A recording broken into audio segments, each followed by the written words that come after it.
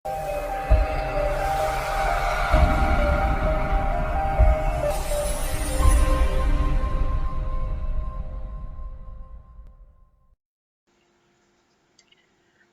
yang terkasih, salam sejahtera, salam sehat, salam damai dalam kasih Tuhan. Hari ini kita melanjutkan materi pembelajaran pendidikan agama Katolik dan budi pekerti dengan subtema berikutnya, yaitu mengenai sikap gereja terhadap agama dan kepercayaan lain. Pada kesempatan ini, Patrick ingin menyampaikan beberapa hal tentang bagaimana sikap gereja terhadap agama-agama yang ada di Indonesia ini dan juga kepercayaan-kepercayaan yang ada. Baik itu terhadap agama yang Kristen lain maupun juga agama-agama non-Kristiani. Nah, anak-anak yang terkasih, bagaimanakah sikap gereja Katolik terhadap agama non-Kristen? Yang dimaksudkan di sini adalah bagaimana sikap gereja Katolik terhadap agama-agama seperti agama Islam, Hindu, Buddha, Konghucu, dan juga penganut kepercayaan. Seperti yang sudah Patrick sampaikan pada subtema sebelumnya, sikap gereja Katolik ini didasarkan pada hasil Konsili Vatikan II. Sejak Konsili Vatikan II, gereja menunjukkan sikap yang terbuka, sikap yang menghormati dan senantiasa memajukan usaha kerjasama terhadap agama dan kepercayaan yang lainnya. Nah, di sini gereja bersikap mengakui adanya kebenaran dan hal-hal yang suci dalam agama dan kepercayaan lain. Jadi di sini gereja memandang dan mengakui bahwa di dalam agama-agama yang lainnya itu ada hal-hal yang merupakan kebenaran dan juga hal-hal yang suci menurut agama tersebut. Gereja mengakui itu semua. Namun demikian, di dalam keterbukaan tersebut, semua anggota gereja Katolik tetap dipanggil untuk apa? Untuk mewartakan Kristus sebagai satu-satunya jalan, kebenaran, dan hidup untuk menuju kepada Allah. Karena Kristus sendirilah yang berkata bahwa aku adalah jalan, kebenaran, dan hidup. Artinya apa? Gereja mengakui semua hal atau mengenai kebenaran-kebenaran dan hal-hal yang suci dalam agama dan kepercayaan yang lain. Tetapi gereja juga mengajak anggota gereja Katolik itu untuk tetap mewartakan Kristus sebagai satu-satunya jalan, kebenaran, dan hidup. Lalu bagaimana sikap gereja Katolik terhadap agama Kristen yang lainnya? Kristen Protestan dan juga dalam kelompok-kelompok Kristen yang lainnya. Sekali lagi melalui Konsili Vatikan II, di mana konsili suci ini mengundang semua umat Katolik untuk berperan secara aktif dalam kegiatan yang namanya kegiatan ekumenis. Apa itu kegiatan ekumenis? Gerakan ekumenis atau kegiatan ekumenis adalah kegiatan-kegiatan dan juga suatu usaha-usaha yang menanggapi bermacam-macam kebutuhan gereja secara umum dan berbagai situasi diadakan dan ditujukan untuk mendukung kesatuan umat Kristen. Artinya apa? Artinya Konsili Suci mengundang semua umat Katolik untuk aktif, untuk berperan serta dalam berbagai macam kegiatan yang memungkinkan kesatuan atau bersatunya seluruh umat Kristiani. Nah, contoh-contoh gerakan ekumenis yang diharapkan untuk diikuti pula oleh umat Katolik apa saja? Kita lihat antara lain yang pertama, kegiatan menyelenggarakan kerjasama demi kesejahteraan umum. Misalnya aksi tanggap bencana alam. Semua gereja bersatu padu untuk apa? Tidak lagi melihat ini Kristen apa, ini Katolik, ini Kristen apa, tidak. Tetapi semua umat Kristiani bergotong royong, bersatu untuk membuat aksi, misalnya aksi tanggap bencana alam. Lalu contoh kegiatan yang berikutnya, mengadakan doa atau ibadat bersama. Sering kita dengar ada ibadat ekumene, ya. Dalam kesempatan khusus, misalnya dalam perayaan Natal bersama, dalam perayaan Paskah bersama. Nah, di sini semua umat Kristiani berkumpul bersama, berdoa bersama, beribadah bersama untuk menjalin persatuan dan kesatuan sebagai umat Kristiani. Kegiatan yang lain misalnya lagi penelaahan dan studi tentang teologi.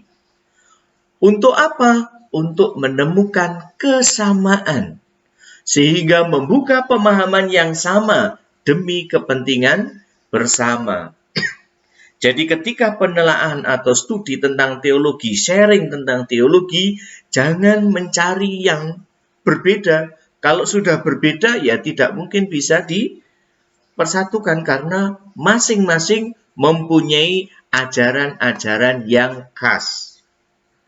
Tetapi ditelaah mana hal-hal yang memang sama, nah disitulah dalam kesamaan itulah kita bisa hidup secara bersama. Nah ini. Kemudian yang contoh lagi yang keempat, melaksanakan dialog kehidupan dan dialog karya. Dialog kehidupan maksudnya apa? Dalam hidup sehari-hari saling bertemu, saling menyapa. Dialog karya, misalnya membuat karya sosial bersama, membuat sebuah aktivitas bersama dalam karya-karya sosial, dalam karya-karya kesehatan, dan sebagainya. Nah, di sini gerakan-gerakan ekumenis ini didukung oleh gereja agar seluruh umat Katolik ikut terlibat di dalamnya untuk mendukung kesatuan seluruh umat Kristen. Nah, anak-anak yang terkasih dalam Yesus Kristus, bagaimana usaha untuk mewujudkan kerukunan antar umat beragama? Salah satu yang bisa kita wujudkan yaitu dengan cara membangun berbagai macam dialog demi kerjasama dan mengembangkan persaudaraan sejati antar umat beragama. Ya, membangun dialog. Mengapa dialog? Perlu ada dialog. Dialognya itu dalam bentuk apa? Bentuk dialog seperti apa yang ingin diwujudkan supaya terjadinya pengembangan persaudaraan sejati antar umat beragama ini? Misalnya adalah dialog kehidupan. Apa itu dialog kehidupan? Yaitu dibangunnya kebersamaan dan kerukunan hidup sehari-hari di tengah masyarakat. Dengan membina relasi persaudaraan, misalnya dengan saling bersilaturahmi antar tetangga, ya, saling berkunjung, mengadakan arisan di lingkungan RT dan sebagainya, ikut terlibat di sana, lalu saling mendialogkan kehidupan mereka. Oh, sebagai orang Katolik punya kehidupan seperti ini, lalu kemudian saling menunjukkan kebersamaan di dalam kehidupan sehari-hari. Nah, ini dialog kehidupan. Lalu kemudian contoh yang lain adalah, bentuk yang lain adalah dialog karya. Apa itu dialog karya? Yaitu dibangunnya kebersamaan dan kerukunan hidup di tengah masyarakat dengan berkarya bersama. Bekerja bersama. Itu bekerja sama.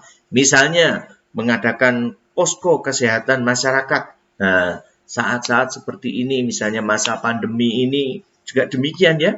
Bagaimana ketika ada tetangga yang isolasi mandiri, lalu kemudian tetangga yang lain di dalam kebersamaan itu tanpa memandang agama, lalu saling mendukung, saling membantu, ya. Adanya pasar murah bersama, dialog karya. Ada karya sosial bersama, ini dialog karya, ya. Lalu kemudian juga yang perlu menjadi bentuk dialog yang lainnya adalah misalnya dialog doktrin. Nah, ini kalau dialog doktrin ini perlu berhati-hati. Karena apa? Kalau doktrin-doktrin yang jelas berbeda, yang tidak memiliki kesamaan, tidak bisa kita cocok-cocokkan. Tetapi yang dicari adalah apa? Bahwa ada ajaran-ajaran antara agama yang satu dengan yang lain itu ada yang sama, ada kesamaan, ada yang memiliki inti yang sama. Artinya ada beberapa kesamaan antar agama yang ada. Hal-hal yang sama tersebut dapat saling memperkaya satu sama lain dan membantu untuk sama-sama dapat memahami ajaran agama lain dengan lebih baik dan benar. Sebagai contoh misalnya dialog doktrin atau ajaran mengenai puasa. Oh, di dalam Katolik ada puasa. Di saudara kita yang Muslim ada juga puasa. Oh, tetapi kalau puasanya orang Muslim caranya seperti ini, puasanya umat Katolik caranya seperti ini. Tidak usah mempertentangkan mana yang paling benar, tidak. Tetapi di antara keduanya itu bahwa memiliki kesamaan, yaitu sama-sama adanya puasa. Ini. Lalu kemudian bentuk dialog yang berikutnya adalah dialog iman. Nah, iman yang berbeda, penyembahan dengan cara-cara yang berbeda, bahasa yang digunakan beda, tetapi ada kesamaannya, yaitu sama-sama menyembah Allah yang satu. Mengajak masing-masing agama dapat saling bertukar pengalaman iman, sharing iman. Nah, ini sehingga dapat menjadikan semakin diperkaya di dalam kehidupan dan pengalaman imannya. Nih, anak-anak yang terkasih. Nah, dari apa yang sudah Pak Adrik jelaskan tadi mengenai sikap gereja terhadap agama dan kepercayaan lain ini, ada hal-hal yang perlu kita refleksikan bersama. Yang pertama, yang perlu menjadi refleksi dan menjadi pengingat kita bersama adalah bahwa gereja telah mengajarkan sikap yang baik terhadap penganut agama dan kepercayaan lainnya. Ingat, gereja mengajarkan sikap yang baik. Jadi kalau ada ajakan-ajakan yang tidak baik, tentunya itu bukan berasal dari ajaran gereja. Kemudian yang kedua, di sini adalah apa yang seharusnya kita kembangkan. Nah, ini menjadi refleksi, menjadi pemikiran kita. Kalau gereja telah mengajarkan sikap yang baik terhadap penganut agama dan kepercayaan lain, selanjutnya, lalu apa yang harusnya kita kembangkan? Apa yang seharusnya kita lakukan dalam hidup sehari-hari dalam membangun kebersamaan dengan penganut agama dan kepercayaan lain di tengah-tengah masyarakat Indonesia yang plural ini, yang bineka ini. Sehingga apa yang menjadi semboyan di negara kita berbeda-beda tetapi tetap satu juga, yaitu apa? Bineka Tunggal Ika benar-benar dapat terwujud di dalam kehidupan kita sehari-hari. Nah, anak-anak yang terkasih, demikian ini yang dapat Patrick sampaikan berkaitan dengan bagaimana sikap Gereja Katolik terhadap agama dan kepercayaan yang lainnya.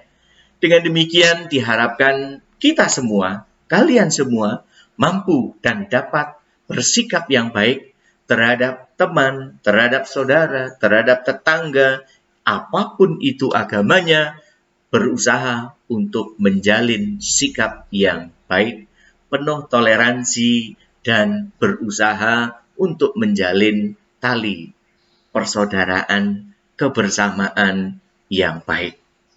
Demikian anak-anak yang terkasih, semoga Tuhan senantiasa memberkati kita semua. Amin. Salam sehat untuk kita semua.